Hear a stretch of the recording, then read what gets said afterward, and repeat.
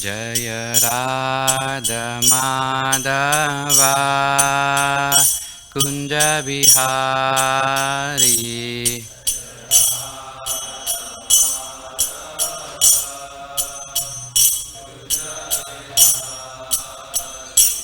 Jaya Radha Madhava Kunja Bihari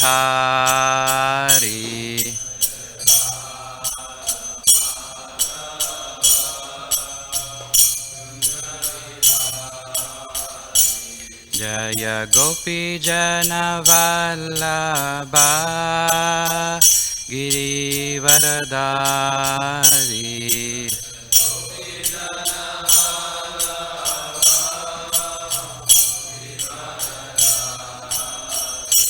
Jaya Radha Madhava Kunja Bihari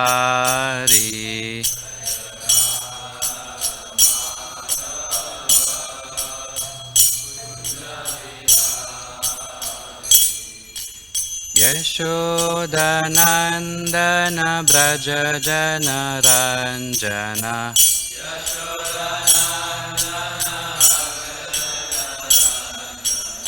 Yashodanandana Braja Jana Ranjana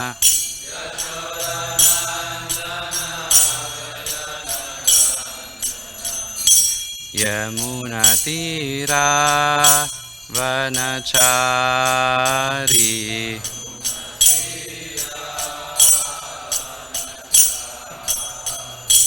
Jaya Radha Madhava Kunja Bihari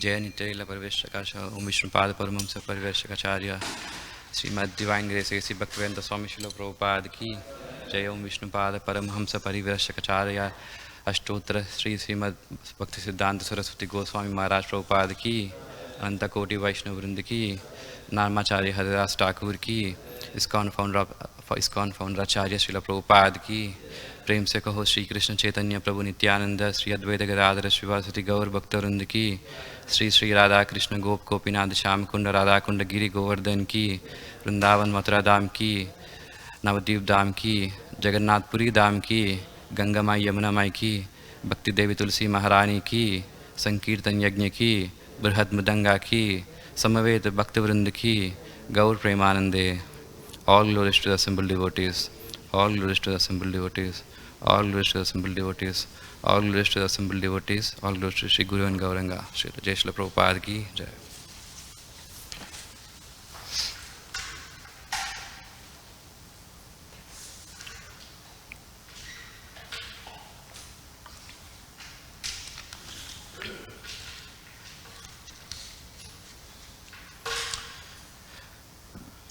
Om Namo Bhagavate Vasudevaya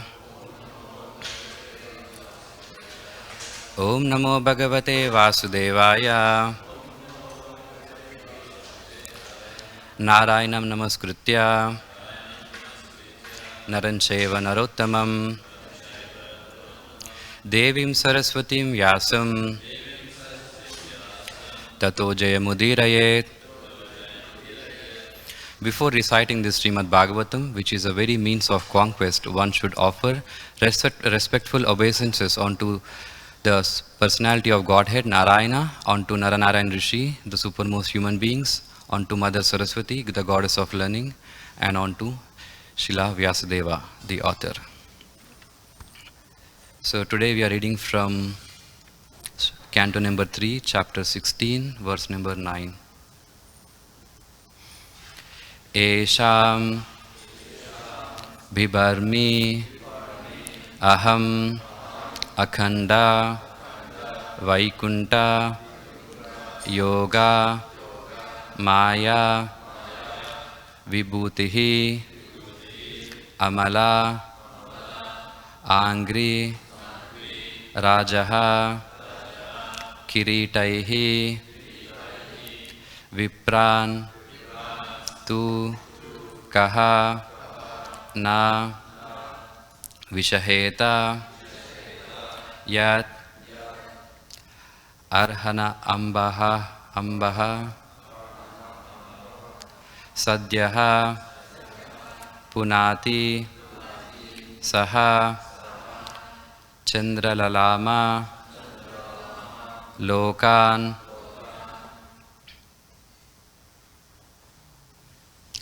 Esham bibarmi aham akanda vaikunta yoga Maya vibhutir amalangri rajah kiritaihi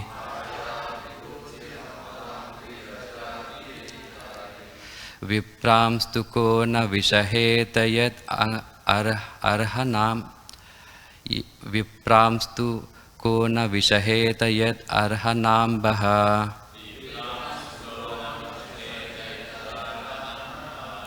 Sadyah punati saha chandra lalama lokan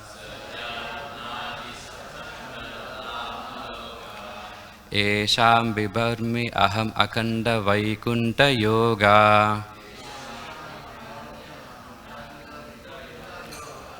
Maya vibhuti ramalangri rajah kiritaihi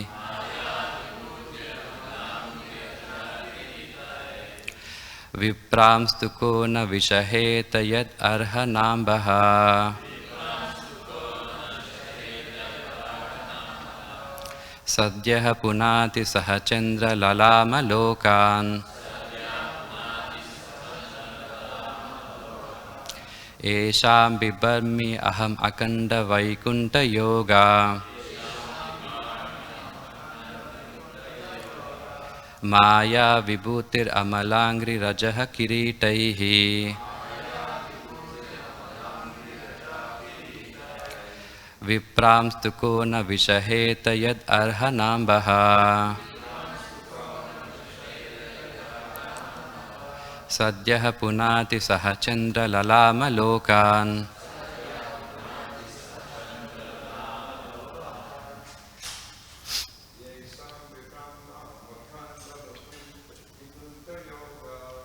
Esham bibarmi aham akanda vaikunta yoga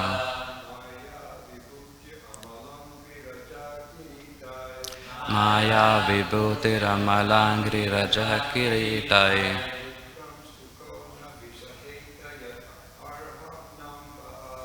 Vipramstu kona vishaheta yad arhanam baha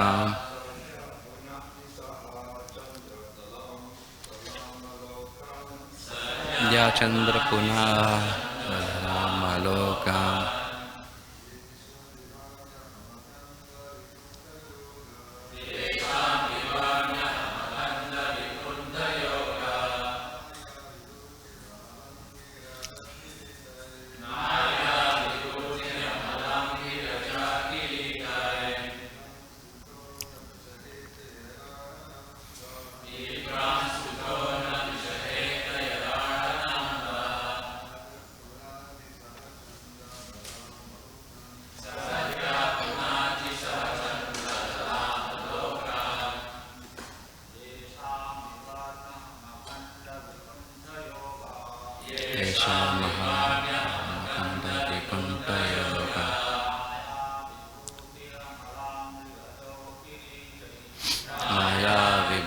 Ramalangiri Raja Kiritai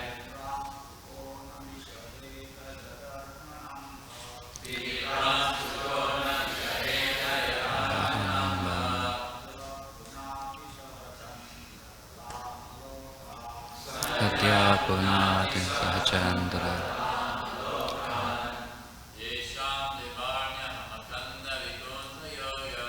Esham Viparmi Akanta Vikunta Yoga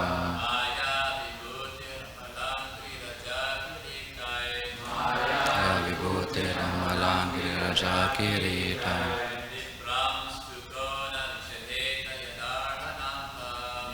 Vipramstu kona vishaheta yadarhanam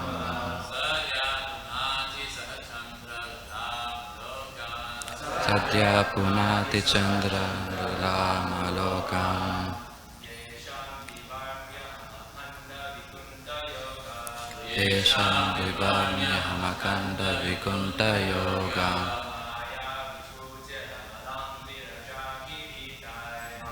Ya Vibhuti Ramalangri Raja Kiritai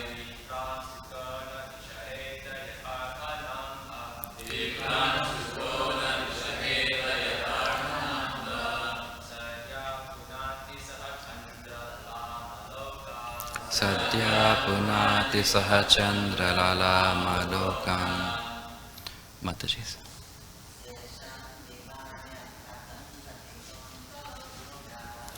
Esham Vibhamyahamakanda Vikunta Yogam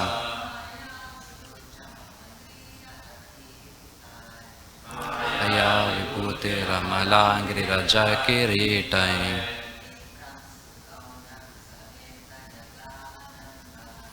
Pramstukona Vishaheta Yadanahanambaha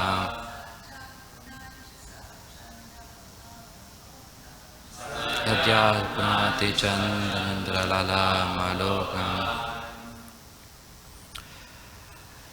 Okay. Esham of the Brahmanas. Bibarmi, I bear. Aham, I.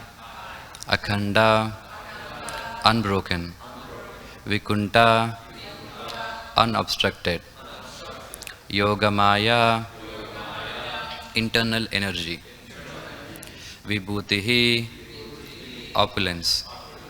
Amala, pure. Angrihi, of the feet. Rajaha, the dust. Kiritaihi, on my helmet. Vipran, the Brahmanas. Tu, then. Kaha, who. Na, not. Vishaheta, carry. Yat, of the Supreme Lord. Archana Ambaha, water which has washed the feet. Sadhyaha, at once. Punati, sanctifies. Saha, along with. Chandralalama, Lord Shiva. Lokan, the three worlds. Translation by His Divine Grace, A.C. Bhaktivedanta Swami Srila Prabhupada Ki Jai. I am the master of my unobstructed internal energy, and the water of the Ganges is the remnant left after my feet are washed. That water sanctifies the three worlds, along with Lord Shiva, who bears it on his head. If I can take the dust of the feet of the Vaishnava on my head, who will refuse to do the same? Purport. The difference between the internal and external energies of the Supreme Personality of Godhead is that in the internal energy or in the spiritual world, all the potent opulences are undisturbed, whereas in the external or material energy, all the opulences are temporary manifestations. The Lord's supremacy is equal in both the spiritual and the material worlds, but the spiritual world is called the kingdom of God and the material world is called the kingdom of Maya.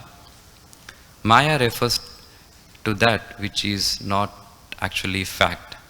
The opulence of the material world is a reflection. It is stated in the Bhagavad Gita that this material world is just like a tree whose roots are up and branches are down. This means that the material world is a shadow of the spiritual world. Real opulence is in the spiritual world. In the spiritual world, the predominating deity is the Lord Himself, whereas in the material world, there are many lords. That is the difference between internal and external energies. The Lord says that although He is the predominating factor of the internal energy, and although the material world is sanctified just by the water that has washed His feet, He has the greatest respect for the Brahmana, and the Vaishnava. When the Lord himself offers so much respect to the Vaishnava and the Brahmana, how can one deny such respect to such personalities?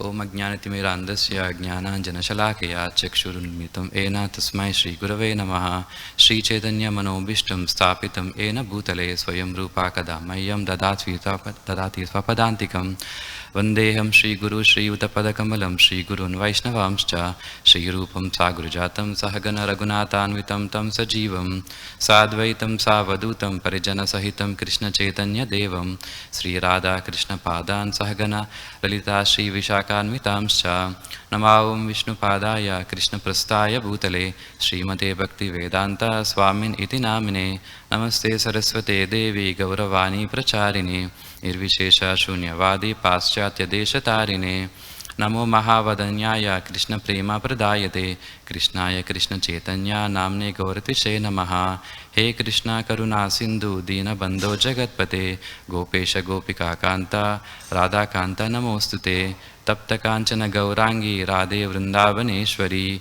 Vrishabhanusute Devi Pranamami Hari Priye Vancha kalpatarubhyascha kripa sindubhya evacha patitanam pavanebhyo vaishnavebhyo namo namaha.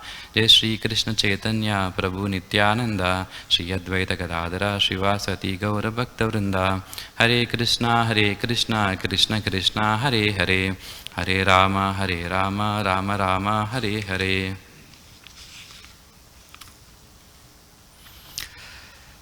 So I seek the blessings of all the devotees. Thank you for giving me this opportunity. So today we are reading from the 16th chapter, verse number 9.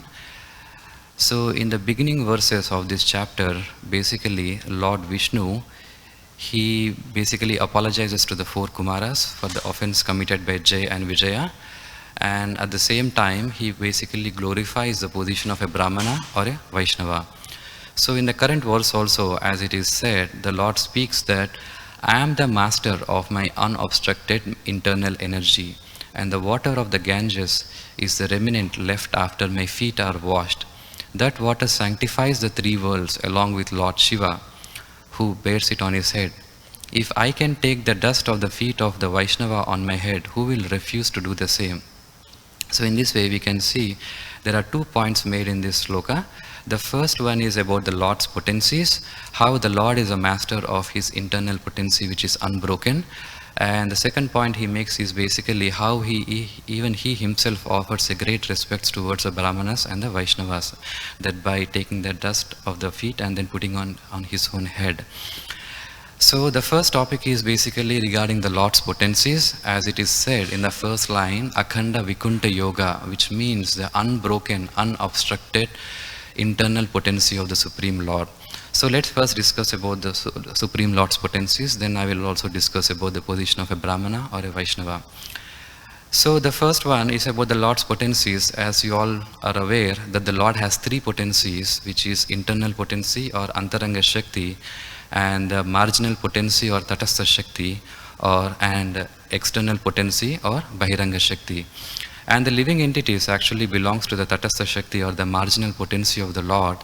And these actually can be broadly be classified in 2 different categories. The first category we can call them as liberated souls, and the second category we can call them as conditioned souls. So, and the spiritual world is basically made up of this internal potency of the Lord along with its liberated soul constitutes the spiritual world or the Vaikunta, whereas this external potency or the Bahiranga Shakti along with its conditioned souls constitutes the material world. And it is said that basically the Lord is master of both the spiritual world and the material world, but however only the spiritual world is referred to here as the kingdom of God, whereas the spiritual world is referred as the kingdom of God and the material world is referred as the kingdom of Maya. Because in the spiritual world, each and every living entity is actually surrendered to the Supreme Lord, are engaged in the service of the Supreme Lord, and they are aware that the Lord is the ultimate and supreme proprietor. But whereas in the material world, the jivas, the living entities, are actually under ignorance, and sometimes they may think that either some different demigods or some powerful personalities are actually the controllers, and they falsely surrender and worship those demigods. That is the reason why the material world is also called as the kingdom of Maya. It is like, let's say that, for example, that a person is having two houses. Let's say he owns two houses. And so he is a proprietor of two houses. But let's say that in one house he stays with his family, with his wife and children. And let's say the second house he just like rents it out to somebody else, like some other different family. So the person who is living in the second house may also sometimes refer to that house as, let's say someone asks, where do you live? He says, this is my house. Even though it's not his house, but he's not wrong in one sense that when he says his house. So in the same way, this material world, even though it is the Lord's, even though the Lord is ultimate controller and proprietor of the material world also, but however, it is referred to as the kingdom of Maya or Durga. So now let's try to understand a little more deeply about this internal potency and the external potency of the Supreme Lord. First, about the material world. As we all know, basically this material world is constitutes of 24 elements. There is Pradhana, it is an unmanifested nature, and there is 3 subtle elements, and there is 5 gross elements, 5 sense objects, 5 knowledge acquiring objects, and then 5 working senses. So these 24 elements basically constitutes the material world, and this material world basically there's a constant process of creation and destruction. It's like a cyclic process which is going on simultaneously. So like, this creation basically it starts from the Prakriti. When this Prakriti is agitated by the Purusha, that the first expansion is known as Mahat, and from the Mahat comes the Ahankara, and from the Ahankara comes the mind, senses and subtle elements and the gross elements. And this is a process of creation. And during the time of destruction, these gross elements merges back into the subtle elements, and these subtle elements back into the Ahankara, into the Mahat, and ultimately into the Prakriti. So in this way, this process of creation and destruction, it's like a cyclic process is going on constantly in this material world. Even though the Bahiranga Shakti or the external potency of the Lord is something which is eternal, but however, the material manifestations are actually temporary. The material energy is eternal, but the material manifestations are something which is temporary. And by the influence of times, things gets created and things gets destroyed. And that is the nature of the material world. And in the material world, it's basically controlled by the Mahamaya. And this Mahamaya actually is having 2 potencies. One potency is called as Avarnatmika Shakti, and the second potency is called as Pratyapashmika Shakti. The Avarnatmika Shakti is like a covering potency, and this Pratyapashmika Shakti gives us a false reality. Let's say, for example, as you all know the story of Indra. When Indra was cursed by Narada Muni, he has to take the body of a hog, and basically when he takes the body of a hog, he has his wife, his children, he eats all the filthy matter. And when Indra was leading its life like that, Brahma, taking the compassion on Indra, he comes to Indra in the form of a hog, and he says that, hey, you know what, actually you are the king of the heaven, and without your absence, things are not being administered properly. Please, you come back to the heavenly planets. Then Indra says that, I don't know what you're talking about, but I'm actually very happily situated in this hog's form of life. I have my wife, I have my children, I'm eating this filthy matter, I'm really enjoying it. So there is no need for me to come back. So in this way, this is a potency of Mahamaya. So the first thing what Mahamaya does is that, first of all, it covers the intelligence of a person. Basically, it makes you forget of who you are. Even though a jiva is basically the part and parcel of Krishna, Nitya Krishna Das, but because of this Avarnatmika Shakti, a person forgets his real identity. But of course, this forgetting itself is not sufficient. There also has to be some identity. So that is given by this false reality called as Pratyapakshika Shakti. And this Pratyapakshika Shakti, what it does is that it makes you believe of what you are, like you are this material body and these are the relationships you're having with these different people. And it makes you feel that this life is real, like this is where you are and this is the reality, this is the ultimate reality. So in this way, the Mahamaya basically keeps it's like a strong clutches. It keeps the material, the living entity within this material world, and to cross over it's very difficult. That is why it is referred to as Durga. Durga means like a fort. It is not so easy to escape the clutches of this material world. And on the other hand, if you see the spiritual world is basically made up of the Lord's internal energy, or the Antaranga Shakti of the Lord. And this can also be referred to sometime as like Swarup Shakti. And this Swarup Shakti basically is made up of the Shuddha Sattva, and this Shuddha Sattva is basically the transcendental goodness.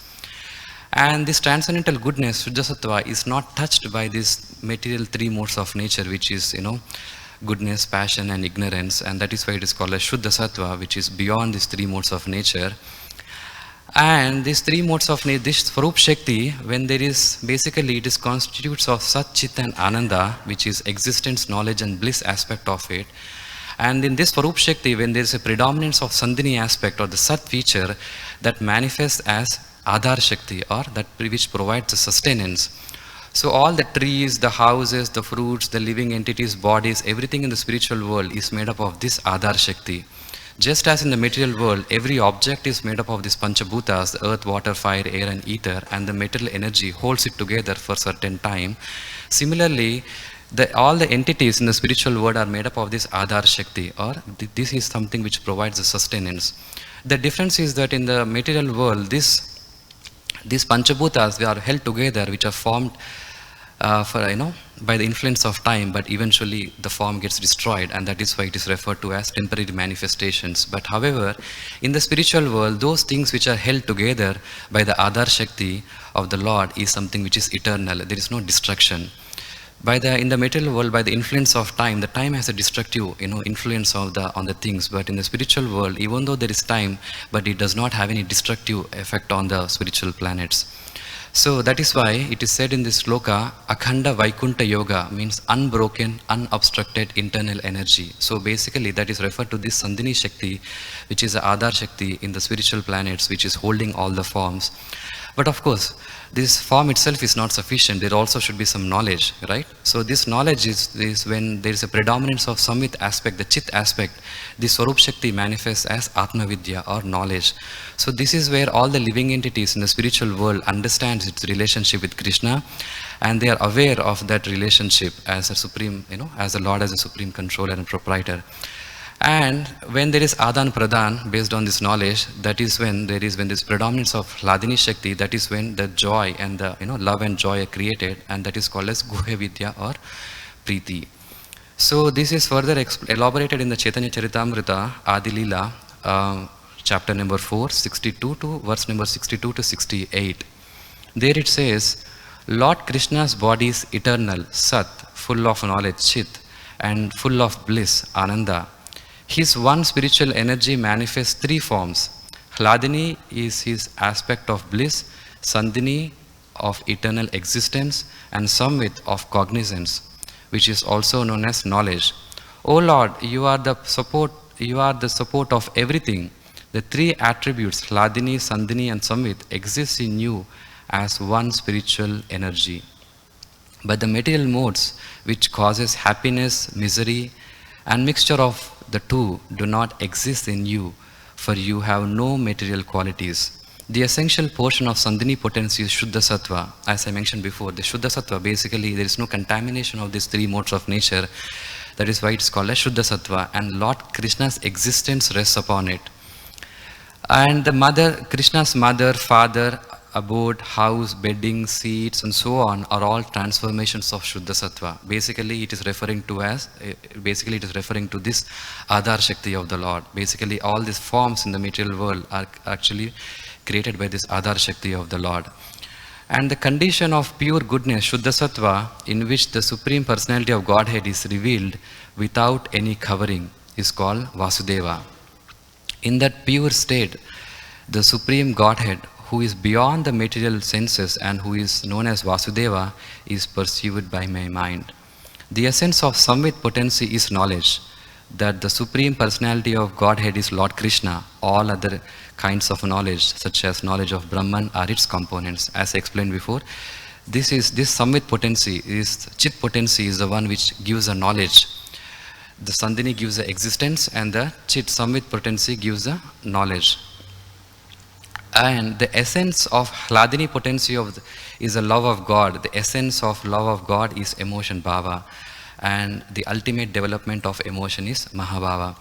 So this is a brief description of spiritual world and the material world, how those two things are different, and how the spiritual world is described as the Akhanda Vaikunta Yoga, which is unbroken and unobstructed, whereas everything in the material world, the manifestations, is basically just nothing but temporary.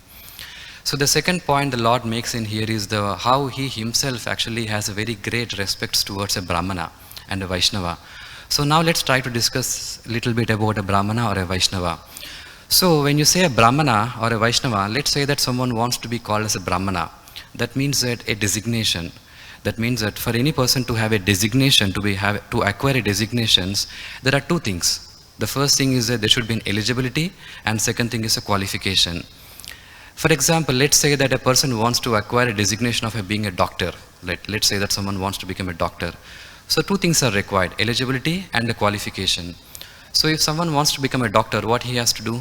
He basically has to enroll himself in a medical school and then get educated and then get trained, and then he can acquire the designation of being called as a doctor.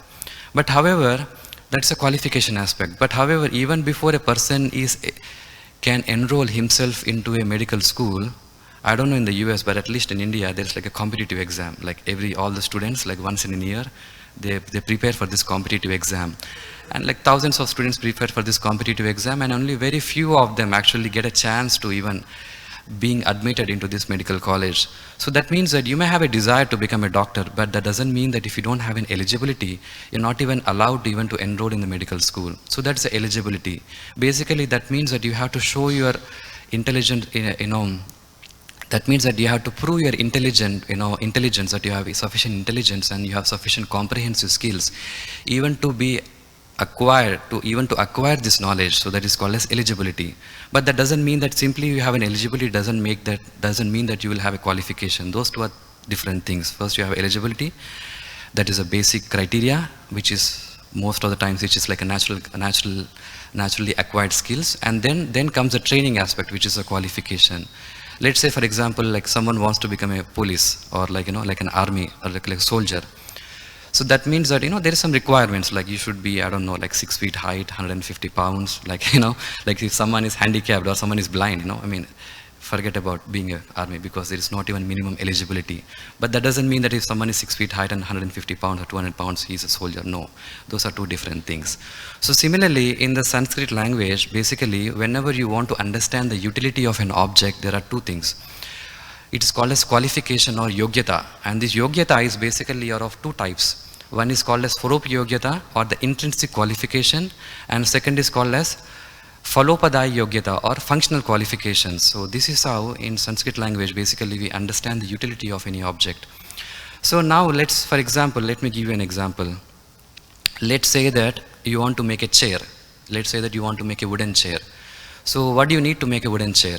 First of all, you need a raw material. What is a raw material? The raw material you need is that you need a log of wood. Let's say that you have a piece of rosewood log. So this rosewood log, does it have an intrinsic qualification?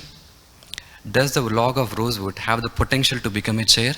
The answer is yes, of course, because it has enough strength, so it has the potential to become the chair. But now let's say that someone gives you a log of wood. Can you use that log of wood in its current form to make a chair? The answer is no, because it does not, even though it has an intrinsic qualification, it does not have a functional qualification.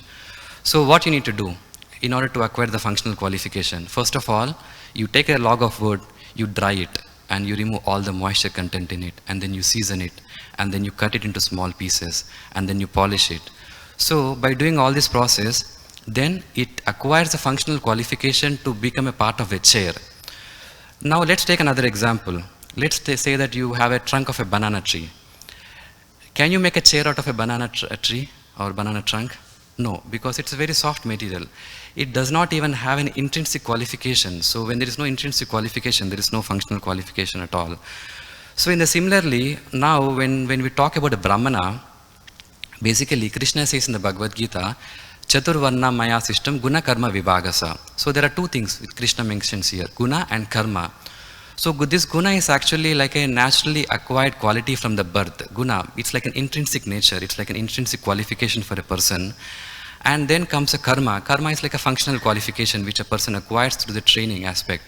And of course, the karma comes after the guna. First of all, there has to be an intrinsic qualification, then there can be training which develops the functional qualification. And also it is stated in the Bhagavatam in the 7th canto, 11th verse, if one shows the symptom of being a Brahmana, Kshatriya, Vaishya or Shudra, as described above, even if he has appeared in a different class, he should be accepted according to those symptoms of classification. So first of all, the thing is that there has to be an intrinsic qualification, there has to be guna. Let's say that if someone is having a guna of a Kshatriya, you cannot train him as a Brahmana. Or, first of all, for a person to even to be called as qualify as a Brahmana, he should have an intrinsic qualification of having a Brahmanical qualities. Now someone may ask a question, let's say that someone does not have a quality of a Brahmana. Can that person become a Brahmana? Yeah? Can you, like an example given before, if you don't even have an intrinsic quality, can you develop a functional quality? I mean, ideally speaking, it's a no. But however,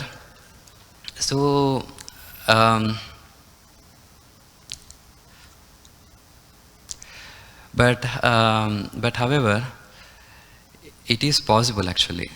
It is possible only in the process of bhakti. And the answer to that question is actually given by Sanatana Goswami in the Hari Bhakti Vilas, where he says that Tata Diksha Vidanena Dvijatvam Jayate Nrinam. I think even before we ask this question, that can we develop a Brahmanical qualities, I think we should ask even more a fundamental question, that first of all, why do you even want to develop the qualities of a Brahmana? See, our business is to become a devotee. Like, we want to make a devotee. Our business is not to make someone a Brahmana, Vaishya, Kshatriya or Shudra. That is not our business. Our business is to make a devotee. But however, the Brahmanical qualities, cultivating the Brahmanical qualities will help in the process of bhakti. That is the reason why we encourage developing the Brahmanical qualities. So some Sattva Guna is there so that you can practice the bhakti properly. But now let's say that if someone does not have the Brahmanical qualities, then that is where the Bhakti Yoga comes into picture, because Bhakti is ahituki, means there could not be any material impediments for one in practicing Bhakti.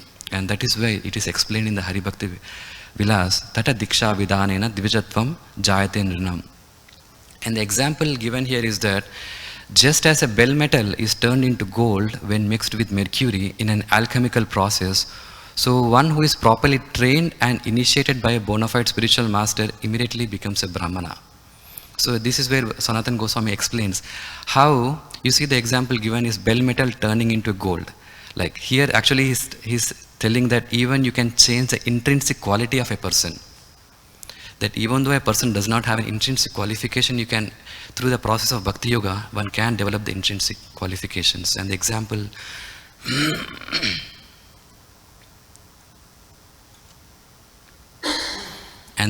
I can think of is Mrigari. By the association of the Narada Muni, even the Mrigari, who does not have any Brahmanical symptoms, but by the mercy of the association of a pure devotee, he could develop all the Brahmanical qualities. And this is a uniqueness of Bhakti. And this is only possible in the Bhakti Yoga. And that is possible only by the grace of Krishna and by his devotees. And the example here given is that of, the bell metal turning into gold. And those who are science students, you may know this, that in the periodic table, the mercury and gold, actually they are placed next to each other. Do you know that? They are in the same row. Basically, the atomic number of gold is 79 and the atomic number of mercury is 80. Basically, mercury has one proton more than gold. So in the alchemy, what they do is that they try to remove this one proton from the nucleus of this mercury, so that will turn into a gold.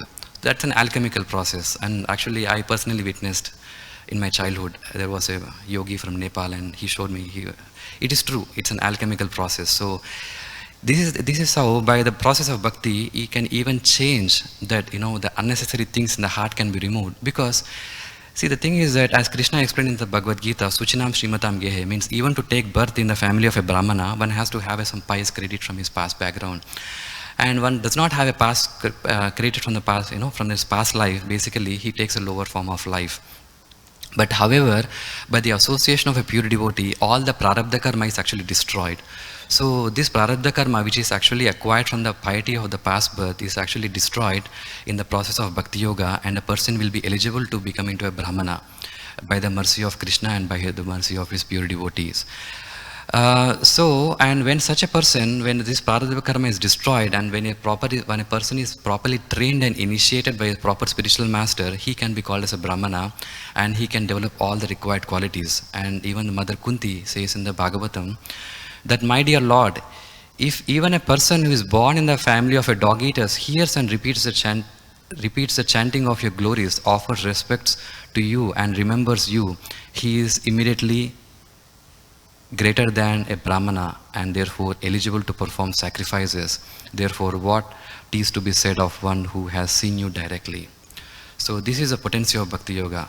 And now, but however, we must understand that a sadhaka who is still practicing on the path of bhakti, even though the prarabdha karma is destroyed at the time of initiation, but the bija, the tendency to commit sinful activity, may still remain, and it takes a gradual process for him to cleanse himself, and that is where the sadhana bhakti comes into picture. But however, even for such a devotee, we must not criticize him, or we must not find faults in him. And that is what it is even in the Nectar of Instruction, in the 6th verse, Rupa Goswami says, Na prakritam iha bhakta janasya sangat. Do not see the prakritatvam in the pure devotee.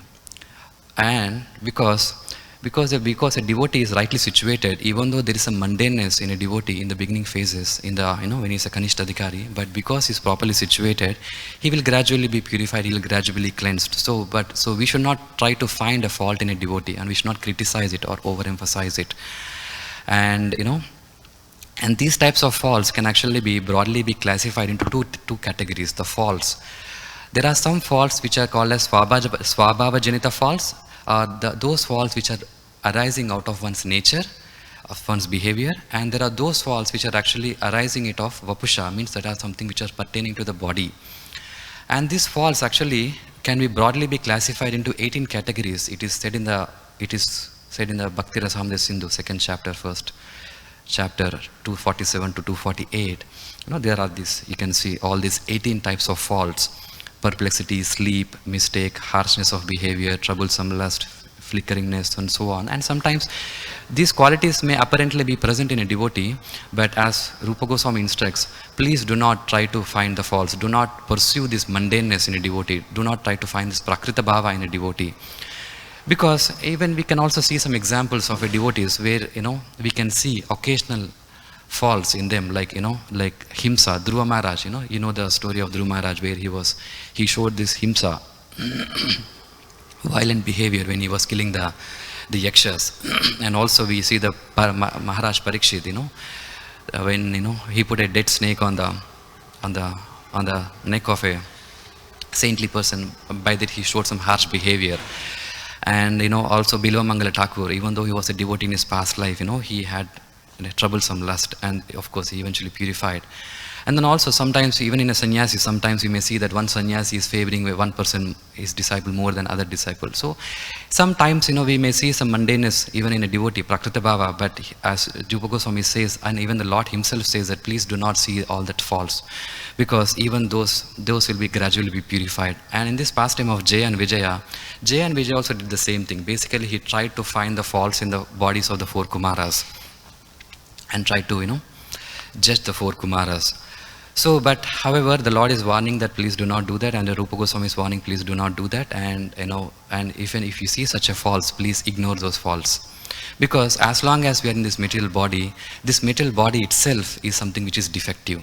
As it is said in the Ayurveda Shastra, this body is made up of 3 doshas, Vata, Pitta, and Kapha. Basically, dosha itself means a fault.